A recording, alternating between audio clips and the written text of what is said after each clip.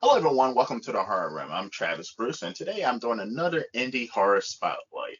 I have director, well, the guy has done pretty much everything in the horror industry, but he has actually come out with two new films that are slated to release soon: Treeters and Cryptids.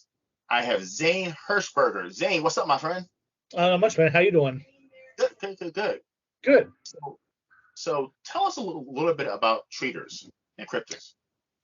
So Cryptids has been a 10-year endeavor. So we shot our segment that I directed and wrote 10 years ago, and it's where I met like my one actress, and she's like my best friend now, and we like work on stuff together now. We She's always in all my stuff. Her name's Sable Grydell. So we shot that first, and then the project kind of fell apart. And then once I worked on the first Barn movie, Justin Seaman, who worked in the Barn, liked the idea, so we resurrected it and we brought other filmmakers in. And it's basically about a paranormal radio show and kind of like Coast to Coast with Art Bell. And on this particular night, they're talking about cryptids, which is like monsters, like Loch Ness monster, Bigfoot, things like that. So each caller is like a different story. And I said it's been 10 years, and I said finally we're getting that out. It should be hitting film festivals here in the next like couple weeks, and then actually we played at Crimson Screen a couple months ago, and but now we're starting to hit the stride with like Genre Blast and Horror Hound, things like that. And then I believe it's supposed to be possibly on Blu-ray by November, so it'll be available then. And then Treaters is a feature that we're working on, like I said, with my friend Sable Grydell. She and I wrote it together. We're directing it together, and it's basically a feature version of a fake trailer we did at the beginning of 1031 Part 2. And it's we just took the ideas, because that in itself is sort of like a mini movie on its own. So we took a lot of things. We changed a little bit around, just because said if you watch the trailer, there's no surprises. So we changed some things around and just went. And then this one's like a lot more, probably the most ambitious thing we've done yet. Like there's monsters in it. There's fights in it. There's going to be a window stunt where we have someone smash out of a window, like fly out of a window, and all kinds of stuff. So lots of there's even some slasher stuff in it. So that's going to have a lot of things for everyone in it. If there's something you like, it's probably in there. Nice, nice. And that's scheduled to be released. We don't have a release date yet because we're still in the midst of filming it. So, but we have a couple shoots coming up. In fact, in the next 2 weeks, we have big shoots coming up with like some fight sequences and special effects. So we just did one last weekend with a death scene that came out really good. Nice. And Zane, like I said, you've been in the horror game for a minute now. I mean, you helped with the barn. You also 1031. What got you into wanting to be a part of horror movies? Well, actually, funny enough, when I was a kid, I was terrified of horror movies. I didn't like them actually.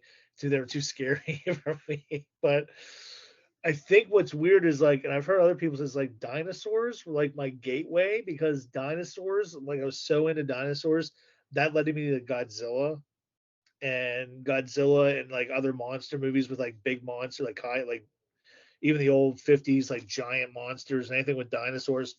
And then from there it kind of slid into horror. Like then after a while, then I couldn't get enough of it. So, and I love writing. That's my favorite thing to do in the world. I love to write, but I don't like writing like novel formats. I prefer scripts. And then after a while, I was going, well, if no one makes our stuff, no one's going to come to me and be like, hey, I want to make your stuff. So we just started making the stuff ourselves, basically. Awesome. And by the way, the way I found out about you, I watched your movie. Uh, I think it was released in 2020. I was a huge fan of it, Forced to Fear. Yeah, I yep, love it. It's actually streaming on Tubi for free, yes, so it is. Yep. So if definitely check anyone that out. can see it, check it It, out.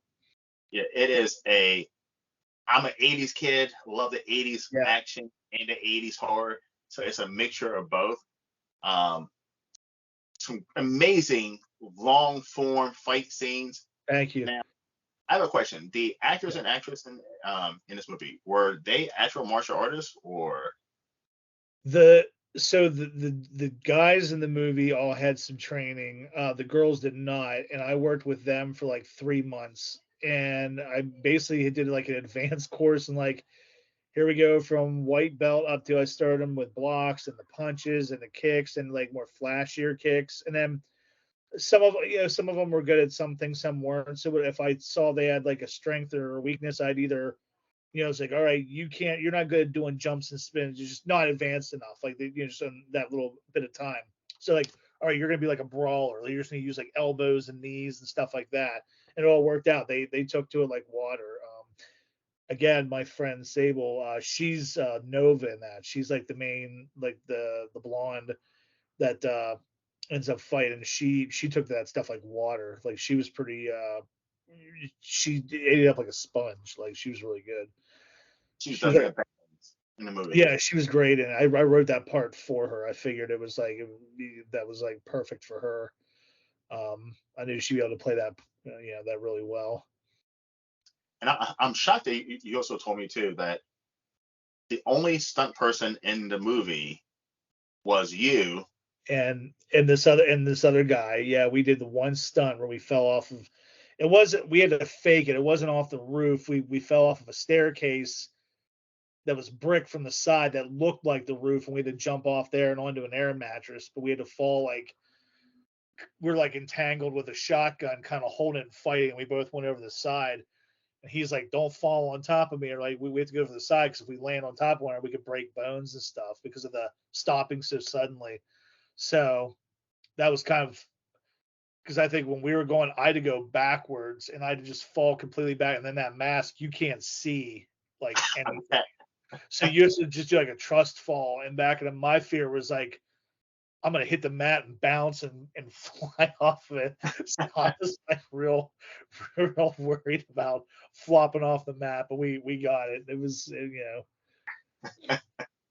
Yeah, I definitely enjoyed that movie. It is. Now I have a question. yeah. Have you thought about doing a prequel to the movie to tell the backstory of the So group? I I have so many ideas for stuff. Like, I never think I ever want to do a sequel to anything I've ever done, but that's one of the few ones I thought about either doing a sequel or a prequel, sort of just because I like the fighting stuff in it. And there's definitely places it can go, even either before or after. There's definitely areas it could go. So that one I would probably be more inclined to do than anything. Okay, and what gave you inspiration for that film, by the way? So that one was based on like at least for the ideas I had for some of it. Well, I said I co-wrote that with my buddy Chad, who's in the movie as Socks, and I was like influenced by like stuff like Savage Streets. There's a I think it's Australian or New Zealand movie called Dangerous Game, and it's like these punk kids break into a mall, and then there's like this cop that has a hard on for the one kid, and he basically follows them into the mall and starts like hunting them down. Like, that was another one that was like kind of influenced by that one. And then funny enough, the killer, like, originally we had it done where the killer was supposed to be sort of like kind of like a monster, like almost like a weird like mutant living in the school. But as we kept going on, I was like, man, this doesn't seem right. I don't know if I want to do the whole mutant thing. I was like, I don't. So we started talking about being like some kind of a serial killer or a killer, and we were thinking like the collector. Hmm. And I'm thinking, yeah, the collector's cool in that. So I started looking around, and then I don't know what I was doing. I was flipping through stuff one day, and I saw like an artist rendition poster for the Wraith with Charlie Sheen, and they had him in that space age like racing suit, and I was like, that's the guy, that's the killer right there. I want him to look futuristic, kind of like combining like the Wraith thing, but like with a ninja. So that's why in the movie he's got all kinds of gadgets, which I'm a huge fan of, like old '80s ninja movies, like canon ninja movies. So I even Yeah. had Sable one part throw out throwing stars. She's whipping throwing stars, and yeah, I just was like that. I said that, and honestly, the end of Force to Fear ends up on the roof of a school, and I was totally influenced by that, by a Revenge of the Ninja, where the two ninjas are fighting on top of a high rock, like on a skyscraper at the end. because I always thought that was like pretty badass. I'm like, it doesn't get more epic than a big sword fight on top of on I top was of like, this is a 80s B movie. The whole time I was watching, I was like, oh my god, this is an 80s B movie. When was the yeah. movie made? And I just love the feel. It Oh, had that. good, yeah, because I said that was totally what we were into. I said I wish there were things now. I wish we could have done more, but like I said, we had a limited budget on it, and I said it. That's another one. Like if I ever could like remake something, I would like to. If I could give that to Hollywood people, I'd be like remake this because I would like to get like what's that girl's name? Amy Johnston. She was in Lady Blood Fight. She's a blonde, like karate. She does a lot of Marvel. Like she's a stunt martial arts double for a lot of the Marvel people, Okay. and she did a couple like short. She did short films and that, but she had her own feature movie where she was a star called Lady Blood Fight. And I was like, she would be Nova. Like she would be my idea for Nova. And but yeah, it'd be kind of cool, like to do that on a bigger scale because they could have done so much more Yeah, because with I that. definitely first, I mean, without giving away anything, I thought, oh, this is going to be a slasher horror, and then I'm like, with some dumb teenage kids, and then all of a sudden Yeah, it turned into something completely different. that was the whole point. Like we came up with like several twists in the movie that we purposely were like, I hope people like this. I hope as soon as because the major twist that you're talking about is the one like I actually came up with that, and because we were just spitballing certain ideas, and it was originally like the two guys in the beginning with the guy hostage, and the kids came in, and then I came up with the twist in one part, and I go, "That's it, dude. This is the hook right here." I go, "No one's gonna see this coming." Like, I didn't see it coming at all. no, I said, "No one's gonna see that coming." I said that's gonna be, I think, a big. That got me more excited when we were making the movie because I was like, I don't think anyone's gonna see that happen, especially on the reveal when it first comes to be. Like I love that scene when he goes after her in the bathroom. Yes, Yeah, I love that part. I was like, what am I watching? Like, Yeah, yeah, it's sort of we want to do like a pull the rug out from under you type thing. As I said, anymore it's like the more you can surprise people, the better. Because it's just like yeah, you're like, oh shit, I didn't see that coming. keep us on our toes, right? Yeah, exactly. Because otherwise you'll just be bored the whole time. Like I say, we just Exactly. be the typical kids getting knocked off. I'm like, nah, it's got to be something different than this.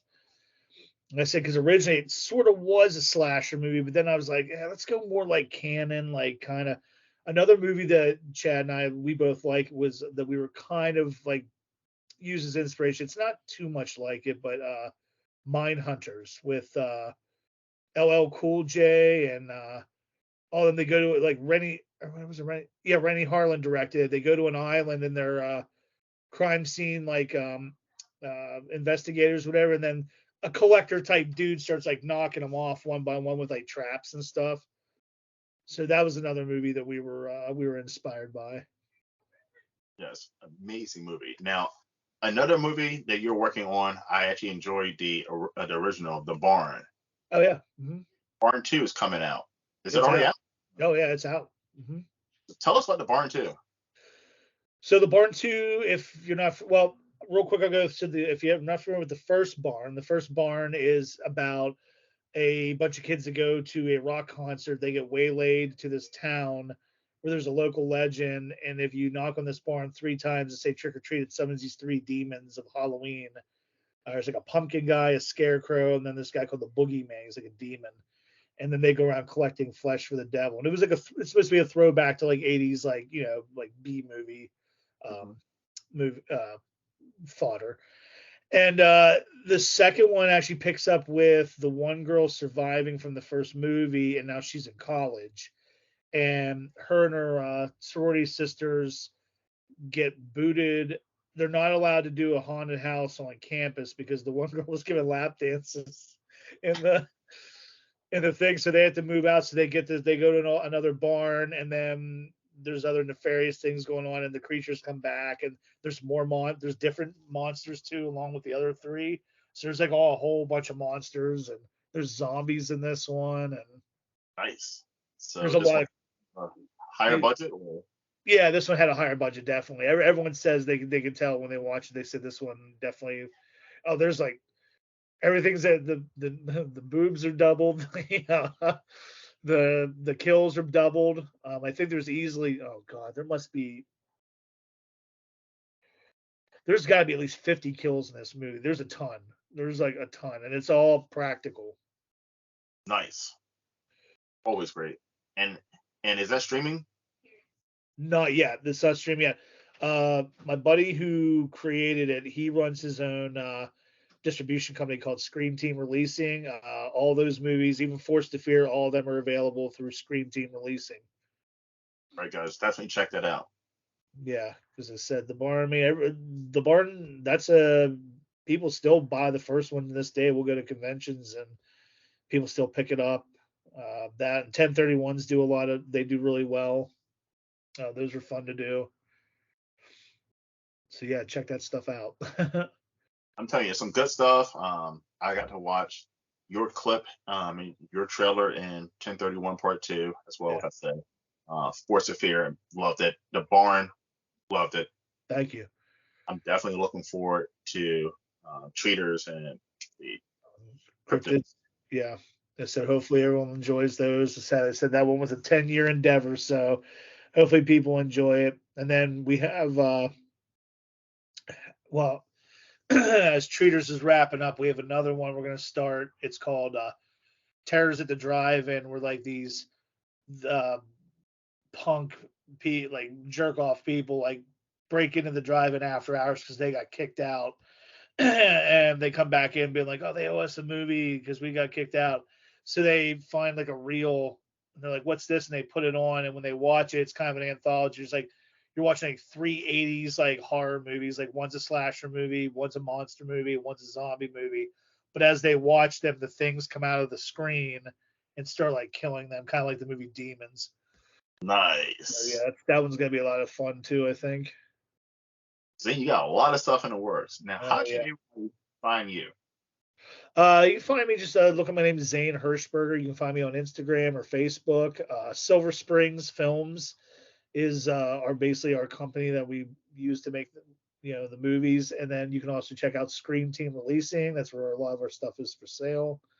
You get the Barn 2 there. And he always has some other good movies like from some really good independent filmmakers there, like Dude Bro Party Massacre 3, and there's like so many there that are pretty good that he's releasing.